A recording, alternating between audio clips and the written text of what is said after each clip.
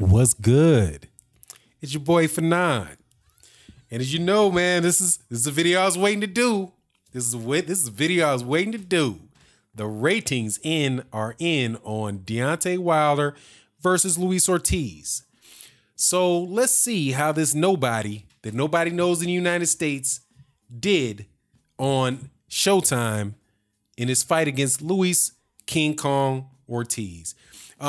Before I do that, though, I'll ask you, because I definitely want to have conversations in the live streams, and to subscribe and hit the bell icon, because I really do like having real-time conversation with subscribers and commentators on the channel. And the best way to do that is to subscribe and hit the bell icon. Also, hit me up on Twitter. You send me a message or check out the articles. I'll link this article on my Twitter account so you can read it yourself.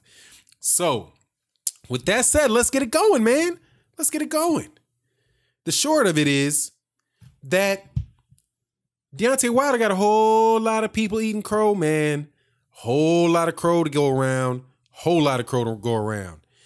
Apparently, somebody in the United States knows who Deontay Wilder is because his ratings on Showtime were exceptional. Exceptional. Stood out. Exceptional. And we don't even have to do, his numbers were so good that you don't even have to do a comparison between the show that happened on HBO and the show that happened on Showtime. Because although the HBO numbers are not out, there ain't no way in the world that I will literally eat a crow if HBO outperformed Showtime this weekend, even though they counter-programmed them with Sergey Kovalev. But let's get to the numbers. Keith Idec comes out this morning, Wilder versus Ortiz, Showtime's highest rated fight since Wilder-Stavern. Won, by the way. Not since Deontay Wilder won the WBC heavyweight title from Bermane-Stavern have as many viewers watched a boxing match on Showtime as they did Saturday night. According to ratings released Tuesday by Nielsen Media Research, Wilder's compelling comeback victory over Luis Ortiz drew a peak audience of 1.2 million viewers and averaged 1.1 million viewers. That was Showtime's largest viewership since Wilder's unanimous decision defeat attracted a peak audience of 1.34 million and averaged 1.2 in January of 2015. Wilder's previous fight on Showtime, a three knockdown first round destruction of Stavern in a rematch November 4th, drew lower ratings than their first fight, 887,000 viewers, peak 824 average. Before Wilder Ortiz, Showtime's highest rating since Wilder bout was Mikey Garcia and Adrian Bronner's 12-round unanimous decision win. Garcia's 12-round unanimous decision win, which peaked at 937,000 viewers and averaged 881 on July 29th. Those that turned in to see how Wilder would respond to the toughest test of his 9-year pro career were rewarded with some dramatic moments following a slow start to Wilder Ortiz at the Barclays Center in Brooklyn. The 6'7" Wilder dropped Ortiz in the 5th round, but the resilient Cuban contender came back to hurt Wilder late in the 7th round. Ortiz drilled Wilder with several powerful punches during a final 43 seconds of the 7th round, but Wilder was able to hold on and move his way to the end of that 3-minute round. Questions about Wilder's chin were answered during that shaky sequence, from which he bounced back to hurt Ortiz with the right hand near the end of the 9th round. Wilder, 40-0 with 39 KOs, then knocked down Ortiz, who's 28-1 with 24 KOs and 2 no contests, twice more in the 10th round. Referee David Fields stopped the fight at the 2:05 of the 10th once Ortiz went down to his gloves and his knees from Wilder's crushing right uppercut. The Wilder-Ortiz main event might have drawn even higher ratings if it had not overlapped with HBO's doubleheader Saturday night. Wilder-Ortiz began at 10:04 Eastern Time when HBO co-featured fight Dimitri Bivol and Sullivan Barrera was between the 7th and 8th rounds. Bivol knocked out Cuba's Barrera in the 12th round to retain his WBA light heavyweight title in the theater in Madison Square Garden. HBO's main event, Sergey Kovalev versus Igor Malkin, began at 11:25 Eastern, about 2 minutes after Wilder Ortiz ended. Kovalev stopped Malkin, a former amateur teammate in Russia, in the 7th round to defend his WBO light heavyweight title. The co-feature of Showtime's doubleheader Saturday night, Jose Cascadague and Andre Dirrell, drew an average of audience of 730,000. Cascadague battered and bloodied Dirrell before the Flint, Michigan natives trainer Virgil Hunter and cut man Jacob Stitch Duran told referee Rick Gonzalez to stop the one-sided fight following the 8th round. Yeah. So, first of all, let's look at these from one point. Somebody knows Deontay Wilder in the United States, man. And Deontay Wilder's got a chin. And there really are no more excuses, man. I can't wait to hear how somebody's going to say that a guy whose fight against a Cuban that pretty much not a lot of people heard of, who were not avid boxing fans, and Luis Ortiz, tuned in to this fight with Deontay Wilder. It outperformed Mikey Garcia and Adrian Bronner, and Adrian Bronner is outside of American fighters. Of American fighters. I'm not talking about Canelo Alvarez. I'm talking about American fighters. Adrian Bronner was getting the most numbers of anybody else. That's the top numbers for a fight that came in the last, since Bermane Stavern and Deontay Wilder 2 years ago, right? Which means that Deontay Wilder has the best ratings on Showtime, the right now about the number one channel in boxing in the United States, for the best in 3 years, over a 3-year period of time. That's a very solid performance, man. That's a very, very solid performance. That's not 1.5 on HBO. That's what I mean. That's one. I mean, that's not 1.2 on or 1.1 on HBO. That's 1.2, 1.1, 1.2 on Showtime, which should translate if you multiply that by 1.3 to say, that if it was a larger audience on Showtime, as large an audience on Showtime, and I'd pretty much do this thing every time that I say that's about 1.4 million people tuned in to watch Deontay Wilder fight. That, my friend, is why I call the super fly match that happened on HBO a flop.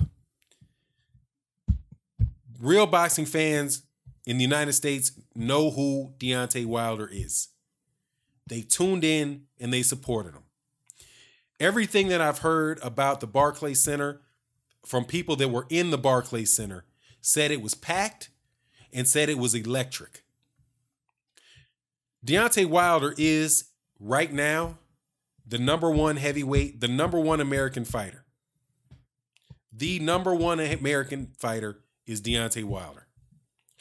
There is no other fighter from America in the United States that is going to draw bigger numbers to a television fight than Deontay Wilder.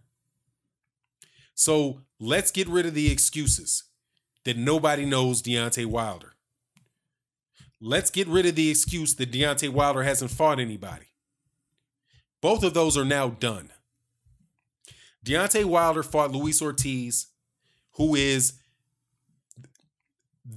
easily the most avoided heavyweight in boxing, if not one of the most avoided fighters in boxing, period.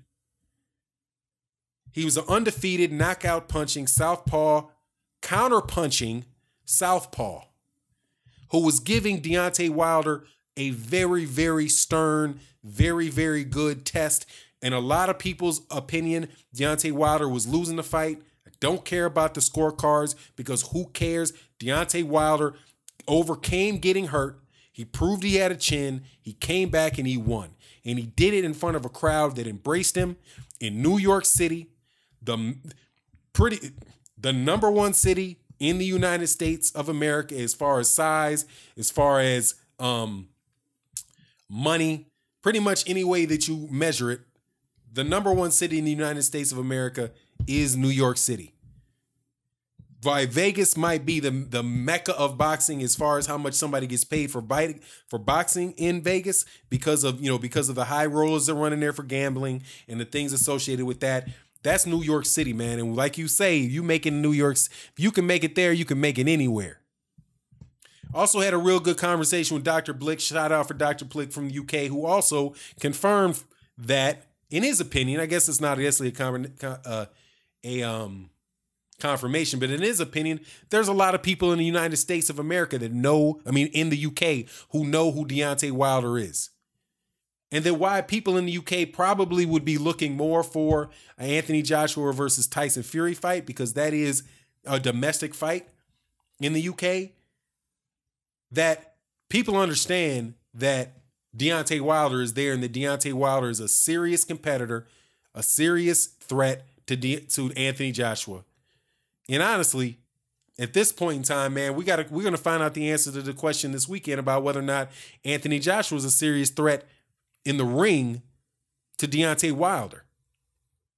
Because it's already established that Deontay Wilder is a threat to anybody in the ring based off what he did with Deontay Wilder. He did with Luis Ortiz. Now we're saying, hey, man, does he have enough fan base? Is he known? Nobody knows Deontay Wilder in the United States. Now, this isn't the first time. Now, notice they said that this is the second time that he's broken 1 million views on Showtime. Just so that you know, those are significant numbers, man. When you know that Errol Spence Jr., and I said, people were asking, is Errol Spence Jr. a star? Because he did 654,000 on Showtime, right? You had Danny Garcia, who did 584,000 on Showtime.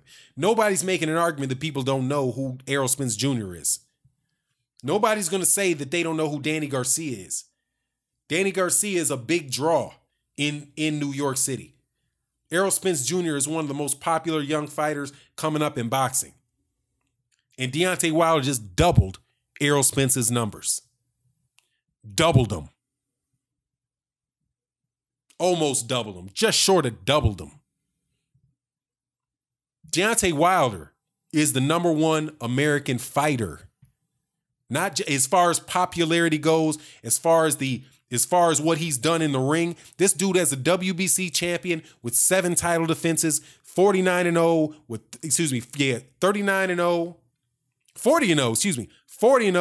39 knockouts.